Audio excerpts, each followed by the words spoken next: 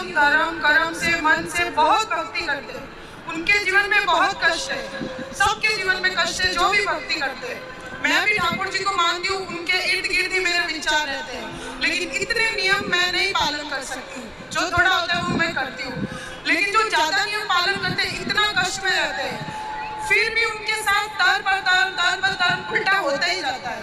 तो कहते हैं कि ये सब कर्मों का खेल है, उनके कर्म है, जैसे वो कभी कुछ पिछले जन्म में किया होगा, कभी इस जन्म में किया होगा, उनका फल है उनका दुख। लेकिन मेरे को ये समझ नहीं आता कि जब कर्म करके फल लेना है, कर्म करके फल लेना है, तो वो भक्ति का उसमें क्या योगदान है, वही मेरे को। और जब भगवान कहते हैं कि मेरी आप भक्ति करोगे तो मैं हर चीज से आपको मुक्त कर दूंगा, आपके लिए जीवन आसान कर दूंगा, तो फिर कर्म का दोष कैसे लगेगा, मुझे वो समझ नहीं आता। वाह, सुंदर प्रश्न है, इसलिए ताली बजाओ। सब बैठो आप लोग, अच्छे प्रश्न पूछने चाहिए ऐसे जैसे इन्होंने पूछा। सब बैठो, पहले अगल बगल की बहनें सब बैठाओ। सुनो, इन्होंने पूछा है कि जब कर्म का ही फल भोगना है तो फिर भक्ति करने की क्या जरूरत है। सिंपल ये, क्यों सही है? अर्जुन भक्त थे कि नहीं? माइक ले लो, आगे पीछे की मैया बैठ जाओ। अर्जुन भक्त थे कि नहीं? थे ना। लेकिन अर्जुन को भी 12 वर्ष का वनवास जाना पड़ा। 12 साल तक जंगल में रहना कोई सरल काम तो नहीं। 1 साल अज्ञातवास, जंगल में रहना, किसी के दास दासी बन के रहना सरल काम तो नहीं है। जबकि अर्जुन जैसा भक्त कौन होगा? फिर भी उन्हें कष्ट उठाना पड़ा, साल का कष्ट। माता सीता तो साक्षात लक्ष्मी थी, फिर भी दर दर की ठोकर जंगल में लकड़ियां काट काट के बच्चों का लव कुश का लालन पालन किया। इसी प्रकार अब आप कहते हैं कि जब हम भक्ति करें तो फिर कर्म ही का फल भोगना है, तो भक्ति का अर्थ क्या? बात ऐसी है बेटा कि कर्म तो अपनी जगह है, कर्म तो हमें भोगनी है, हमें भी भोगना है, आपको भी भोगना है। भक्ति सिर्फ इसलिए की जाती है, इसलिए नहीं की जाती कि भगवान हमें पैसे वाला बना दें, भगवान हमें धन धान्य से भर दें, घर में सब कुछ हो। भक्ति का मतलब पैसा पाना नहीं, भगवान से बेटा बेटी मांगना नहीं। अरे भगवान की भक्ति आपको जो देगी, कोई कर्म में इतनी ताकत नहीं है कि आपको वो दे सके। अब उदाहरण से समझो, विभीषण को लंका का राजा बना दिया, क्या विभीषण का कोई ऐसा कर्म उसे राजा बना सकता था? कर्म अच्छे करता था फिर भी लाते खाता था, रावण लात मार के निकालता था, उसके कर्म का भी उसे दंड मिला। पर भगवान की भक्ति जो की, उस भक्ति का भी फल, कर्मों का फल यदि मिलता है तो भक्ति का फल भी मिलता है। थोड़ा सा देर है, विभीषण को भक्ति का फल मिला। उस कोई व्यक्ति ऐसा कितना कर्म करता कि वो लंका का राजा। भगवान कर्मों के फल को नहीं देखते कि तुमने भक्ति हमारी कितनी की। जब भक्त शरण में चला जाता है तो भगवान भूल जाते हैं कि कितना बड़ा पापी और पतित है, उठा करके राज सिंहासन पर बिठा देते हैं। दूसरा सुग्रीव, सुग्रीव भी लाते खाता था भाई की, दर दर की ठोकर खाता था, उठा के बिठा दिया। तो भगवान बेटा, भगवान जो दे सकते हैं कोई नहीं। इसलिए गलती हम लोगों की है कि हम उम्मीद क्या करते हैं, हे भगवान हम तुम्हारे इतने बड़े भक्त हैं, तुमने हमें बेटा भी नहीं दिया। हे भगवान हम तुम्हारे इतने बड़े भक्त हैं, रहने को घर भी नहीं दिया। हे भगवान तुम्हारे हम इतने बड़े भक्त हैं, हमारा पति नहीं सुनता, बेटा नहीं सुनता।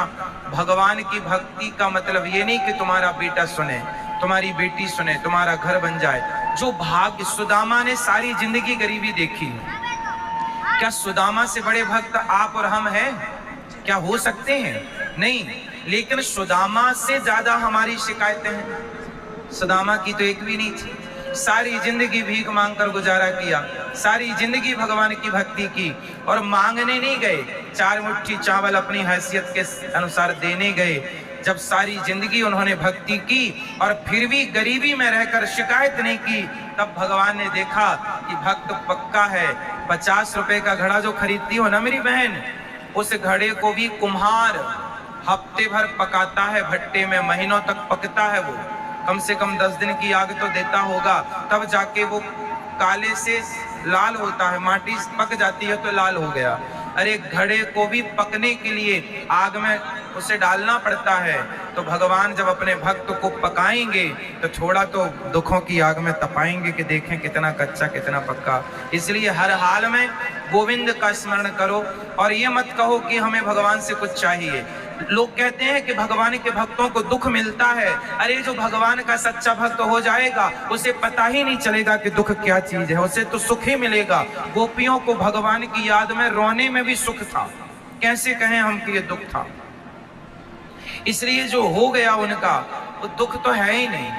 दुख तो वो लोग दुखी हैं जो कोठी बंगलों में रहकर भी जो ईश्वर को भूला पड़ा है वो सब दुखी हैं, और जो ईश्वर की शरण में है याद कर रहे हैं सब सुखी हैं। अब उस सुख को आप दुख मान रहे हैं वो अलग विषय है। इच्छाएं ज्यादा है ना बेटा आपके अंदर, इसलिए वो इच्छाएं आपको दुखी बनाती रहती। इच्छाएं छोड़ के एक बार शरण में चले जाओ, वो कभी ना पाया होगा आपने जो शरण में जाकर के प्राप्त हो जाएगा। एक बार सच्चे होकर जाना। गुरुजी एक प्रश्न और है, जैसे मैं आसपास देखती हूँ, मेरे आसपास जीवन में भी देखती हूँ, जो भक्त है चलो उनका मैं समझ गई कि वो दुख है क्यों है, भक्ति का क्या महत्व है, लेकिन जो भक्त को दुख दे रहा है, जो उसको गाली दे रहा है, उसको उस चीज़ का एहसास भी नहीं होता। मुझे नहीं समझ आता वो क्या सोचता है, वो ऐसा क्यों करता है, और उसका पूरा जीवन अच्छे से चल रहा होता है और वो भक्त रो रहा होता है और उसका पूरा जीवन अच्छे से चलेगा। अगर उसको सजा मिलेगी तो वो भी मरने से कुछ दिन पहले, तो उसका जीवन तो मजे से गया और भक्त का पूरा जीवन रोने में या कष्ट में तकलीफ में गया। तो फिर उसका भक्ति न करना या करना उसमें क्या उसमें अंतर हो गया। फिर वो तो दुख दे के मजे कर रहा है, अंत में 4 दिन भुगत लिया और फिर चल लिया। वो बेचारा भक्त पूरा टाइम रोता रहता है, गाली जो भक्त होता है ना बेटा, आप किसी भक्त को जाकर पत्थर मारिए, आप किसी भक्त को जाकर के लाठी और जूते से मारिए, तो मारने वाले की तरफ भक्त जब देखता है ना तो वो ईश्वर से प्रार्थना करने लगता है, हे भगवान इसने मुझे जूते मारे हैं, हे भगवान इसने मुझे पत्थर और लाठियां मारी हैं, हे भगवान इसे क्षमा कर देना। क्योंकि भगवान बड़े गुस्से में आ जाते हैं जब कोई भक्त को मारता है। पर वो भक्त, आज की कथा सुनी आपने, द्रौपदी के 5 बेटों को मार डाला था अश्वत्थामा ने, और भगवान ने पूछा कि बता क्या करूं इसके साथ। तो द्रौपदी ने क्या कहा, छोड़ दो छोड़ दो। कोई भक्त यदि बदले की भावना रखे बैठा है तो भक्त हो ही नहीं सकता। भक्त तो ये चाहता है कि इसने गलती की है पर भगवान इस पर क्षमा करना, और भगवान क्षमा करते नहीं है। विभीषण को लात मारा रावण ने, मारा लात मारा भगवान ने, भगवान को भक्त को।